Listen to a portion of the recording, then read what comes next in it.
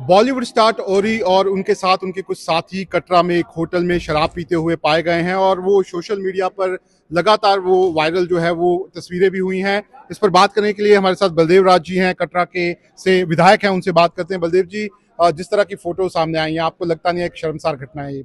बिल्कुल, ये शर्मसार घटना और शर्मसार घटना के साथ साथ जो करोड़ों यात्री वहां पे दर्शन करने के लिए जाते हैं, ये फ्लैश जब तक उन यात्रियों के तक पहुंचेगी उनको बहुत ठेस पहुंचेगी।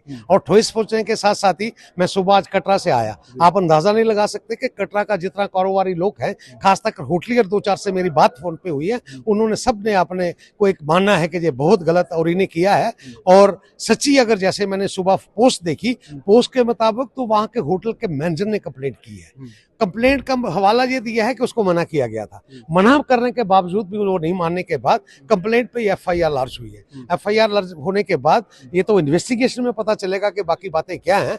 मगर मैं आपके माध्यम से कटरा की पुलिस को, खास तौर पे डिस्ट्रिक्ट की पुलिस को हिदायत भी देना चाहता हूं और वार्न भी करना चाहता हूं कि ये कहीं ना कहीं ऑफ फॉल्टी जरूर है। ये स्क्रीनें जो आपने लगाई है, फिक्सिंग पॉइंट जो बनाए हैं, ये क्या नाम के बनाए? लेकिन बलदेव जी, जब कटरा में कोई भी गेस्ट आता है, कोई होटल में जाता है, तो होटल की तरफ से भी तो कोई इंस्ट्रक्शंस उनको होती होंगी। इस तरीके से तो वो कर नहीं सकते जबरदस्ती। बिल्कुल ठीक आप कह रहे हैं। कटरा के होटलियर को जब ये पता चला है कि मेरे नाके के बाहर पुलिस ने फिक्सिंग इनकी कर ली है, पुलिस ने बाज़ाब्ता इनको स्क्रीनिंग कर ली है, वो चाहे किसी भी किस्म की, चाहे वो आप रियासी से आते हैं तो नाके पे आपको वहाँ बानगंग पे फ्रिस्किंग है, आप जम्मू से जाते हैं तो आपको वहाँ पे दुमेल में फ्रिस्किंग है, अगर आप वहाँ उधमपुर से आते हैं तो 3 रास्ते हैं जो कटरा को जाते हैं, वहाँ पे पैंथल में फ्रिस्किंग है। फ्रिस्किंग का मतलब ही यही इस बात का है कि जो महाराजा का ऑर्डर है कि 15 किलोमीटर के रेडियस में ये सारी चीजें ना जाएं, और उसके अलावा भी कोई उग्रवाद के हवाले से कोई चीज है तो वो भी ना जाए। ये पुलिस इसमें लगी है और ये मैं कहूंगा कि अगर कहीं पे कोई नालायकी साबित होती है तो ये पुलिस का पार्ट है। आने वाले वक्त में पुलिस इस पे ध्यान देगी और पुलिस इसको मुस्तैक हो गया आगे की कार्रवाई करेगी ताकि आगे कोई कार्रवाई ना हो। लेकिन बलदेव जी, मेरे को लगता है जितने भी कटरा में माता वैष्णो देवी के भक्त आते हैं और जितने भी लोग हैं वहां पर, उनको पता है कि प्याज तक नहीं कटरा में खाया जाता।